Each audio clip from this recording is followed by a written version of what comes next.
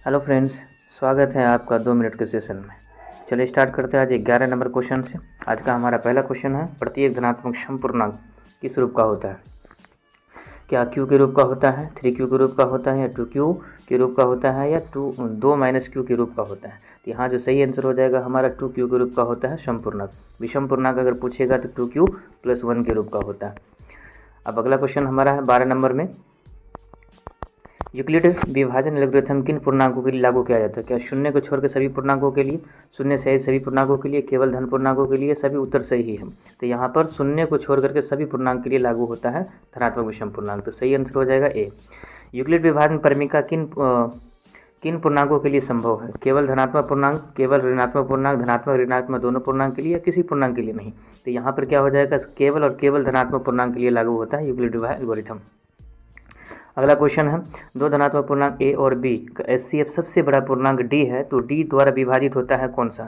D द्वारा विभाजित होगा केवल ए होगा, केवल बी होगा, केवल ए बी दोनों होगा, या इनमें से कोई नहीं होगा? तो यहाँ जो सही आंसर हो जाएगा हमारा ए बी और दोनों होगा। केवल ए केवल बी दोनों धनात्मक पूर्णांक ए बी सबसे बड़ा पूर्णांक डी होगा।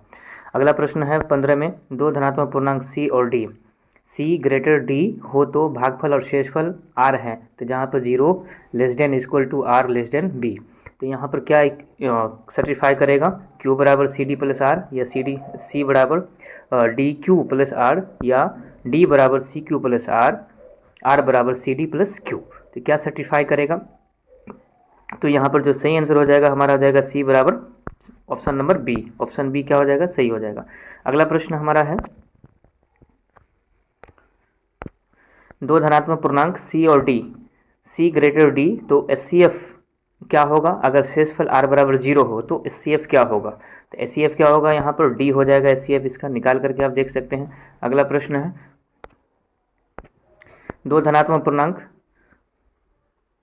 पूर्णांक के लिए यहाँ पर जो निकालते हैं हम कितने बराबर होंगे? तो यहाँ पर 1 हो जाएगा, एचसीएफ हो जाएगा सी और डी के लिए। अब यहाँ पर √18 का हम परिमेयकरण निकालेंगे तो यह हो जाएगा 3√2 हो जाएगा। 3 3 9 2 18, तो यहाँ पर हम क्या लिखेंगे? जो रूट से फाइंड आउट हो गया उसको नहीं लेना है, तो यहाँ पर सही आंसर क्या हो जाएगा? √2 हो जाएगा, सही आंसर हो जाएगा। अगला प्रश्न हमारा है, अपरिमेय संख्याओं को पी/क्यू के रूप में व्यक्त किया जाता है, किस रूप में व्यक्त किया जाएगा? क्या नहीं किया जा सकता है? हाँ या ए बी दोनों, या इनमें से कोई नहीं? तो सही आंसर इसका हो जाएगा हमारा नहीं किया जा सकता है। और परिमेय संख्या को पी/क्यू के रूप में व्यक्त नहीं किया जा सकता है, परिमेय संख्या को पी/क्यू के रूप में किया जा सकता है। तो आज